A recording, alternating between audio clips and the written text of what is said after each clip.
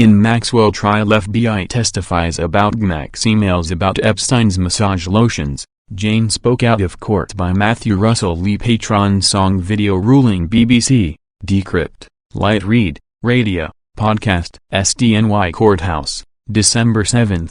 Ghislaine Maxwell, charged with sex trafficking and other charges, faces a November 29, 2021 trial today, after the November 23 final pre-trial conference. Vlog here.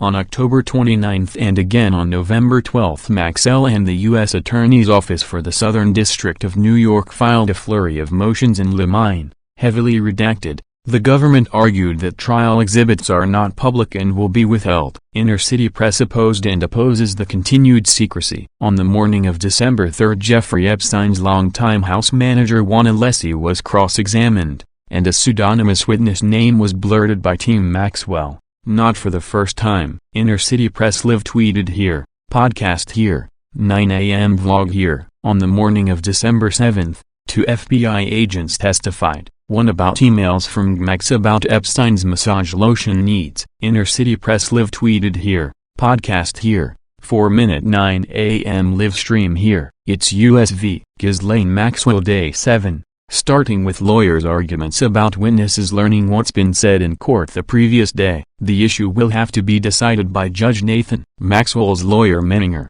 My request is to find out what was communication to him by Jane, before he gets on the stand in front of the jury. He was shown a document Jane was asked about. Judge Nathan, which one? Menninger. The Interlotion, School, Application, Assistant U.S. Attorney. Jane told him, the defense lawyer is an expletive. Menninger. But what else did she tell him? Judge Nathan, he shouldn't testify until after lunch. And now, what else? A sealed sidebar discussion, not public now nor apparently ever. Okay, jury is in. And also Maureen Comey continues direct examination of FBI witness about search of Epstein's Manhattan mansion. Also Comey, who do we see in this photograph? FBI witness, Jeffrey Epstein and Ghislaine Maxwell. Also Maureen Comey. Now let's turn to the non-public binder. What is it? FBI witness, a photo from the investigation. Also Comey, we offer it under seal. Judge Nathan, it is sealed. After a brief cross-examination, you don't know when the photos were taken, do you?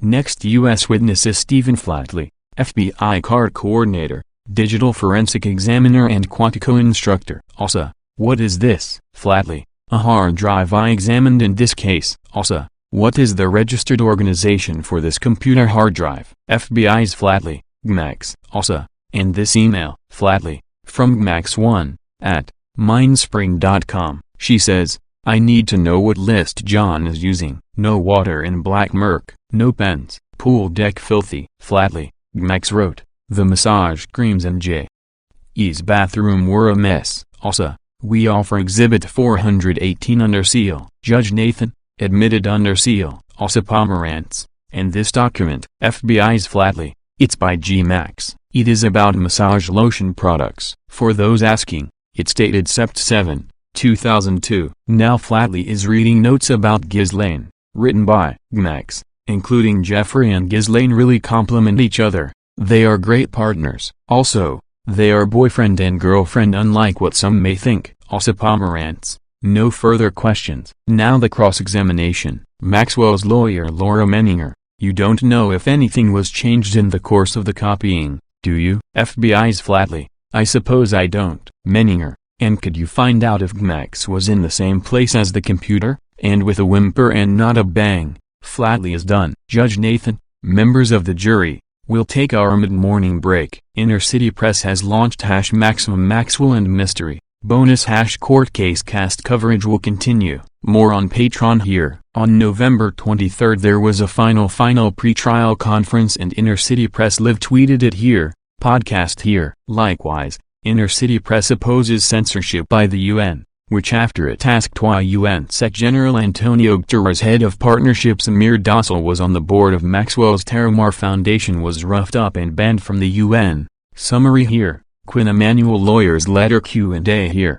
Now this, a petition, submitted Monday to the United Nations Working Group on Arbitrary Detention, filed by international criminal lawyers François Zimre and Jessica Feinl on behalf of Maxwell's 3 sisters and 3 brothers, arguing to Maxwell's partners at the UN that Maxwell's abnormally rigorous lockup conditions at the Metropolitan Detention Center in Brooklyn are horrific, and thus unlawful and discriminatory. The petition asks the UN to call on the U.S. government to release Maxwell pending trial and to urge an independent investigation into her arbitrary detention.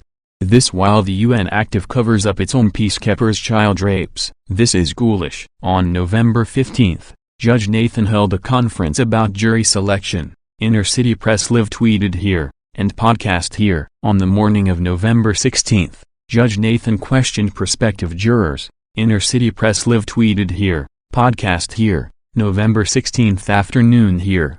Late on November 16 it emerged that Judge Ali Nathan is being nominated for elevation to the Second Circuit Court of Appeals by Senator Chuck Schumer.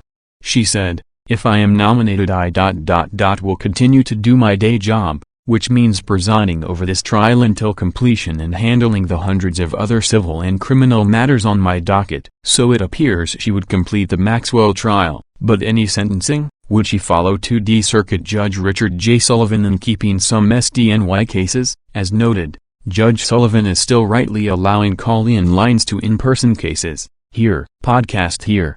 Watch this site. On November 17, jury selection continued with questions of seized phones, jail conditions, and the death of Epstein. Inner City Press Live tweeted here, podcast here. On the afternoon of November 17, it continued. Inner City Press Live tweeted here, podcast here. Jury, pre-selection ended on the morning of November 18. Inner City Press Live tweeted here, with so much of the case, and so many of the victims, far from Epstein's Manhattan townhouse, in Florida, the Caribbean, New Mexico, the UK and by private jet in Africa, the lack amid COVID of a listen-only call-in line during the trial proper would be all the more unfortunate. On October 29, after the flurry of redacted motions, Inner City Press filed formal requests with SDNY District Judge Allison J. Nathan, on document cloud here. On November 12, while Maxwell and Dodge still redacting and a notice that after 50 people, no more would be admitted even on November 15, Inner City Press filed again. This time, both letters were docketed, appreciated, but denied. Letter on court listener here. Endorsed letter as to Ghislaine Maxwell addressed to Judge Allison J. Nathan from Matthew Russell Lee, dated October 29, 2021.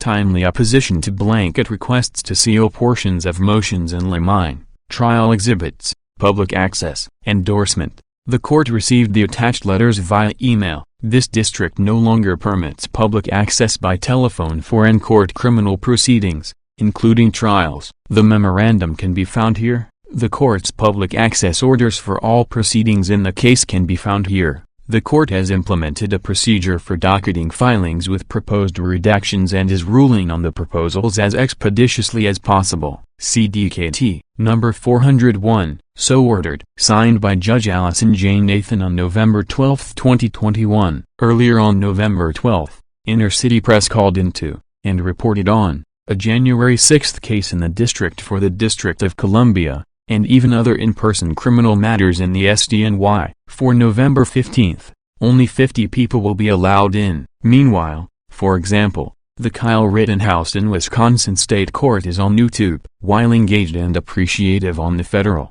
SDNY beat, we'll have more on this. Here was from the October 29 request.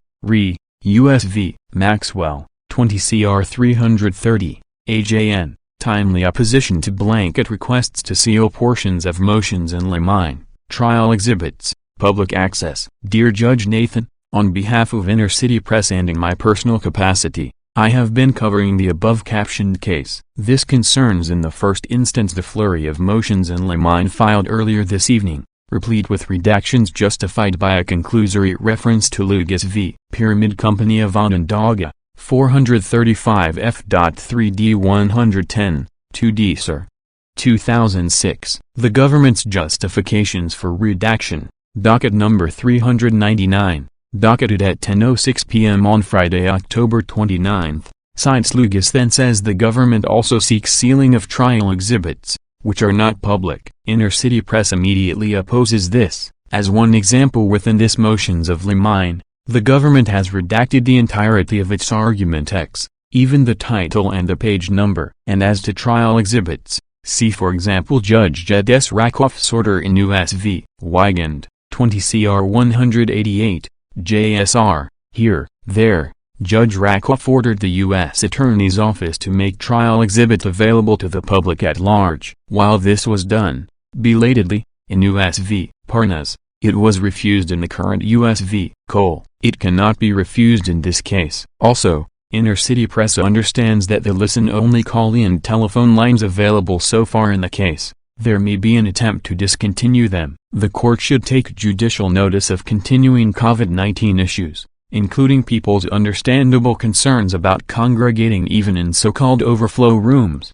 Be aware that the District for the District of Columbia still allows public phone access to all criminal proceedings, even those held in person. That should happen here. The loss of First Amendment freedoms, even for a short period of time, unquestionably constitutes irreparable injury. Elrod v. Burns, 427 U.S. 347, 373, 1976. Inner City Press will cover the trial, and all that comes before and after it.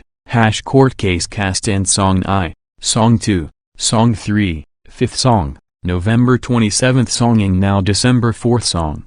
On October 18 the U.S. Attorney's Office opposed the request, saying that the voir dire questions should be asked by Judge Nathan, and that there should only be sidebars on sensitive questions such as those that relate to sexual abuse and media exposure. Full letter on Patreon here. In a conference on October 21 on that as scheduling issues, Judge Nathan denied the request to seal. Inner City Press live tweeted it here. Podcast here. On October 22 the draft jury questionnaire was unsealed and Inner City Press has immediately published it on its document cloud here, including have you or a family member ever supported, lobbied, petitioned, protested, or worked in any other manner for or against any laws, regulations, or organizations relating to sex trafficking, sex crimes against minors, sex abuse or sexual harassment? Photo here. After the death of Jeffrey Epstein in the MCC prison, on July 2 acting U.S. Attorney for the SDNY Audrey Strauss announced and unsealed an indictment of Maxwell on charges including sex trafficking and perjury. Inner City Press went to her press conference at the U.S. Attorney's Office and asked, doesn't charging Maxwell with perjury undercut any ability to use testimony from her against other, bigger wrongdoers? Periscope here at 23:07. Strauss replied that it is not impossible to use a perjurer's testimony, but how often does it work? At 3:30 p.m. on July 2 Maxwell appeared in the U.S. District Court for the District of New Hampshire, before Magistrate Judge Andrea K. Johnston. Inner City Press live tweeted it here. Also live tweeted bail denial of July 14. Here. In the July 3 media coverage of Maxwell, media all of the world used a video and stills from it of Maxwell speaking in front of a blue curtain, like here. What they did not mention is something Inner City Press has been asking the UN about, as under UNSG Antonio Guterres with his own sexual exploitation issues, exclusive video and audio, it got roughed up and banned from the UN. Ghislaine Maxwell had a ghoulish United Nations press conference, under the banner of the Terramar Project, here. On July 5. After some crowdsourcing, Inner City Press reported on another Ghislaine Maxwell use of the United Nations, facilitated by Italy's permanent representative to the UN official Nikhil Seth and Demir Dossal, who also let into the UN and in one case took money from convicted UN briber Aung Lap Seng, and Patrick Ho of SEFC China Energy, also linked to UN Secretary-General Antonio Guterres. At the Ghislaine Maxwell UN event, the UN Deputy Secretary-General was directly involved. List of, some of, the participants on Patreon here. Inner City Press has published a phone of Maxwell in the UN with Dossal, here, but the connection runs deeper. Dossal with 25 years of UN involvement was on Terramar's board of directors, one of only 5 directors, only 3 not related to Maxwell by blood and name. The directors, Ghislaine Maxwell, Christine Molina Maxwell, Stephen Haft, Christine Dennis Nand, Amir Docile. Inner City Press is publishing this full 990 on Patreon here. Docile has operated through the UN Office of Partnership, with Antonio Guterres and his deputy Amina J. Mohammed, here, and the links to the world of UN bribery, including Antonio Guterres through the Gulbenkian Foundation, runs deeper. More to follow. Antonio Guterres claims he has zero tolerance for sexual exploitation, but covers it up and even participate in it. He should be forced to resign, and or have immunity waived. Terramar has been dissolved, even though Maxwell's former fundraiser, Director of Development Brian Uricic still lists the URL on his protected Twitter profile, also here. But now Inner City Press has begun to inquire into Ghislaine Maxwell's other United Nations connections, starting with this photograph of Another Day's, or at least Another Outfit's, presentation in the UN, here. While co-conspirator Antonio Guterres has had Inner City Press banned from any entry into the UN for 2 years and a day, this appears to be in the UN Economic and Social Council, ECOSOC, chamber. We'll have more on this, and on Epstein and the UN. Watch this site. The case is US v. Maxwell, 20 CR 330, Nathan, 20 CR 300. To find out more, please follow the links on screen and in the description. Together, let's make sure justice is served.